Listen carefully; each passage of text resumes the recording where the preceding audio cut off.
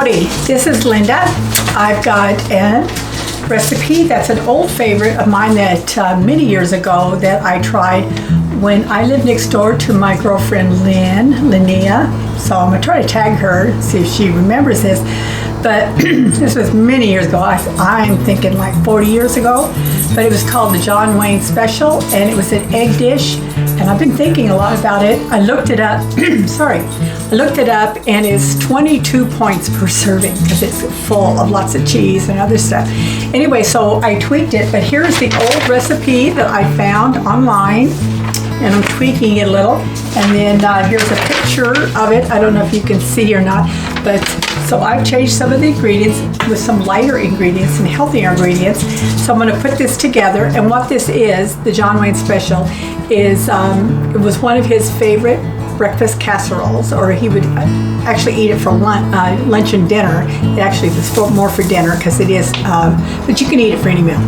Anyway, it's with green chilies. You can use diced green chilies, but I remember when Lynn made it, showed me how to make it. We used the big peppers, the chili peppers themselves, already, in the can like this. And so it has that, 6 eggs, a little bit of milk, or almond milk is a little bit lower in points. The thing that I'm using is the fat-free mozzarella cheese and the reduced fat Fiesta Blend from Walmart, which is like cheddar and I think it's Monterey Jack and queso. Anyway, it's got those, but it's all reduced fat, so it's lower. Option, and you're going to put a little bit of cornstarch for thickening, and it's very simple. And then we bake it for 30 minutes, bring it out, take it out, slice up tomatoes, and put sliced fresh tomatoes on top, and we bake it for 30 more minutes. Another option on it says to add mushrooms, and if you like, and we love mushrooms, so I'm going to put mushrooms in our dish. So the first thing I'm going to do is I'm going to break the eggs. You're going to separate the eggs, the yolks from the whites, of course, and the yolks are going to be mixed together with a tablespoon of the almond milk and a tablespoon and a half or teaspoon and a half of the cornstarch. I'll have this all in my recipe. I should put my glasses on, then I could really tell you for sure. But I hate to tell you wrong. 1.5 tablespoons of cornstarch. Anyway, so I'm going to take the egg yolks. I'm going to mix them together with the cornstarch, and then we're going to mix up the egg whites separately, and we're going to beat them till they get real stiff. Then I'm going to fold in the egg mixture with some salt and pepper also with it. Fold it in gently with the egg whites, and then I'll go from there, and I'll explain a little bit more as I'm going along. But I'm going to get started. You all stay tuned. Okay, before I go any further, I just thought I would tell you, in case I didn't make it clear, because I'm kind of losing my voice, it seems like a little, but you're going to separate the eggs. And so, of course, I'm going to put the egg yolks in here. I'm going to set these egg whites aside. Do this so you can kind of see what's going on. You know how to separate an egg, but I always forget, not everybody, if they're following this has, maybe cooked as many years as I have. You could do it the old-fashioned way, or I have one of these little handy-dandy things that separates it, and so you don't get any of it in there.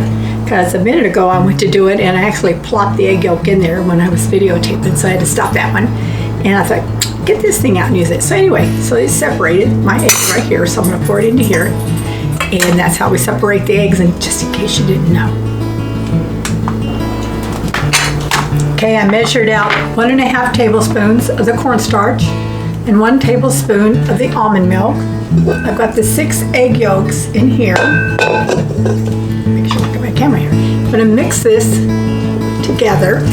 Makes kind of a thick consistency of the cornstarch with the almond milk. And then I'm going to take this and I'm going to mix it in with the egg yolks. And then I'm going to take the mixer. I'm just doing my little hand mixer, not getting out my big mixer for something so simple as this. And then I'm going to mix this all together, and I'll be right back. So the next step is we're going to add 2/3 of a cup of almond milk. I don't know if I clarified that earlier, but all of this will be in the recipe. And the recipe, like in all of them, you can find it when you click on the little arrow next to the description. There's a little like upside down B, and you click on that and it'll open up into all the details, and the recipe will be there. So it says to do 2/3 of a cup of almond milk. The other with the 1 tablespoon was just to get the cornstarch mixed together. Now I'm going to pour this together in here, and then I'm going to mix it all together real quick with the mixer, and then I'm going to go on to the egg whites. Okay, the egg yolks are all beat together real frothy with some salt and pepper along with the cornstarch that was already mixed. Now I'm going to do the egg whites in a separate bowl. So this is the 6 egg whites. I'm going to beat them until they're stiff. I'm going to beat them until they're stiff, and then I'm going to fold them in with the yellow. So I'll be back after I get that part done. Okay, the egg whites are all beat. Took about maybe 2 or 3 minutes. You got to make sure you beat them real good, kind of like you're doing meringue. They should get stiff. See how they're really nice and firm, real stiff. So now, this is like a souffle, is what this is. Really yummy. Now I'm going to take the egg whites and I'm going to gently fold them into the egg mixture, which means you just kind of put it in a little bit at a time, fold it around, because you don't want to break the egg yolks down, the egg whites down. You want to keep it fluffy, as much as possible, because it is going to break down a little. You don't want to beat this. You just want to take a spoon and you want to lightly fold this all together. So this is what I'm doing right now. You can see the egg whites and the egg yolks. And I'm just kind of folding it all together till they're mixed together, but folded. You don't want to beat them.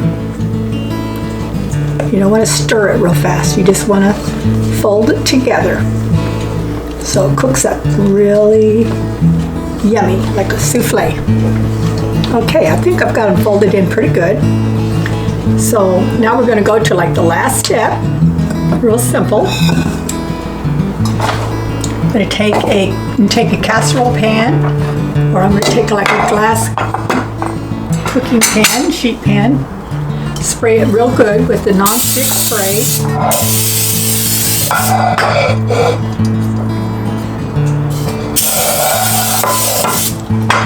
It also says to take like a tablespoon of butter, but of course I'm not going to do that. But I do have Brummel and Brown, which is a butter substitute yogurt, just to spread around it a little bit more.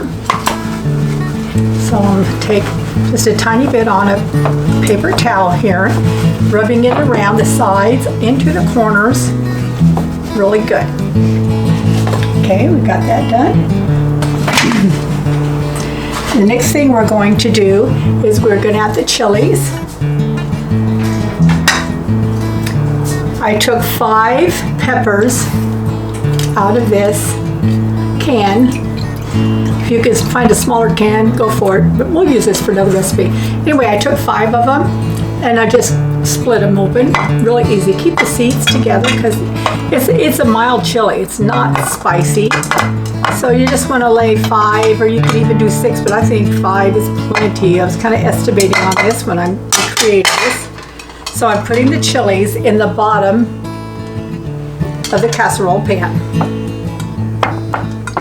Okay, it's almost kind of like a chili relleno, kind of in a way, but not. And then we're going to take and put a cup of the cheese mixture, and this is the mixture I was telling you about earlier with the mozzarella, the fat-free mozzarella, and the Fiesta Reduced Fat cheese. I'm going to put a bunch of this, about half of it that we mixed together on top of the chilies. Real good like this. And then we take this yummy mixture and we're going to put this right on top. I might have needed to get another pan. It does cook down.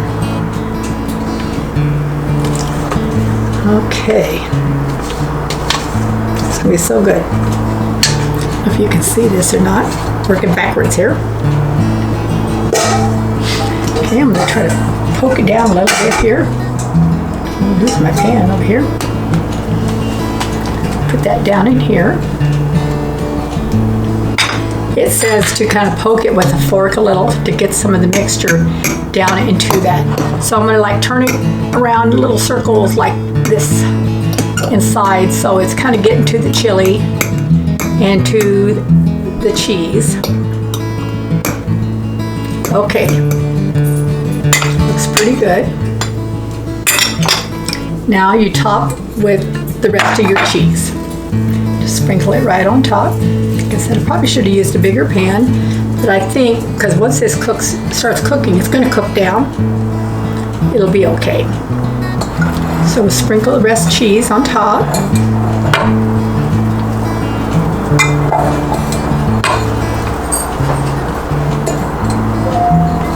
And one thing that I was going to do was add mushrooms, but because it didn't call for it in the recipe, that was just, I forgot. But you know what? That's okay. This is going to be so good. I'm going to sprinkle a little bit. I heard my husband moaning over there. We love mushrooms. Yes, we do. And a little bit too much pepper, but salt and pepper, just a little bit more, just to make sure, just to season it good. Okay, this is going to go in the oven for 30 minutes at 325, and then I'm going to take it out of the oven, and then it's going to, we're going to slice tomatoes, put it on top. It'll go back in the oven for 30 more minutes. So this is a dish that takes a little while to make. That's why I haven't made it yet. And I thought I had more time today, but the time just kind of got away from me. But anyway, so it's ready to go into the oven, and I'll bring it out in 30 minutes and we'll go to the next step. Okay, it's been baking for 30 minutes, still really fluffy. Don't want to touch it because it's like a souffle. It might go, it just fall. In fact, it probably will fall a little, it usually does. So now the next step is we're going to, I put 2 tomatoes, to slice up 2 tomatoes, but actually you might be able to get by with just one. They just need to be nice big tomato slices that you're going to put right here on the top. Whatever tomatoes I don't end up using, of course, I'm just going to put in with my salad bar stuff that I prep for every week. And so now I'm putting sliced. It looks like it'll take 6 sliced tomatoes for this recipe. And I try to slice them real thin so it's not real heavy on top of the, it was slipping away from me, on top of the souffle, the dish. So now, got all the tomatoes on. It's going to go back in the oven for 30 more minutes, maybe less. I'll watch it, but it says 30, but we'll see how it goes, guys. I think this is a little bit smaller of a recipe. By the way, this recipe serves 6, and each piece is 2 points. So you could eat this whole thing for 6 points. No, 12, sorry. Do my math right here. Anyway, only 2 points per serving. So this is awesome. Can't wait till it's done. I'm so hungry. Okay, it's all done. It took about 35 more minutes, but it's all finished. It turned out nice and golden. Look at how yummy that looks on with the tomatoes on it and everything. And I'm going to go ahead and try to cut it, but I'm concerned it may need to cool because it is a souffle, but we're so hungry. Also, I cut up a fresh pineapple, so we're going to have some fresh pineapple on the side. And I cut up an avocado since this is so low in points. And so we're going to have a little avocado on the side. And so let me see if I can go ahead and try to spoon this out or cut it out. I think you're supposed to let it rest a little. But I was going to sprinkle some green onions on top. It didn't call for that in the recipe, but I like green onions. I guess I could just sprinkle it on my own piece, to tell you the truth. So let's try this and see. Okay, I loosened it up around the edges so I can get it out of the pan. I would suggest probably cool it for like 15 minutes before cutting it. But I'm going to go ahead and cut it now. We're going to eat because we're starving. It's 7 o'clock. So hungry. Really didn't have any lunch today. Got busy doing stuff. So I'm going to go ahead and cut it, put it on a plate, and I'll come back. Okay, I went ahead and dished it out because we're starving. It's 7 o'clock. Need to eat some dinner. Actually, I haven't had lunch. Anyway, there are only 2 points per serving, and they're really lightweight.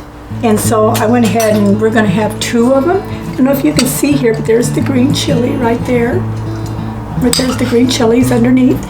And then I sliced up some avocado on the side and fresh pineapple.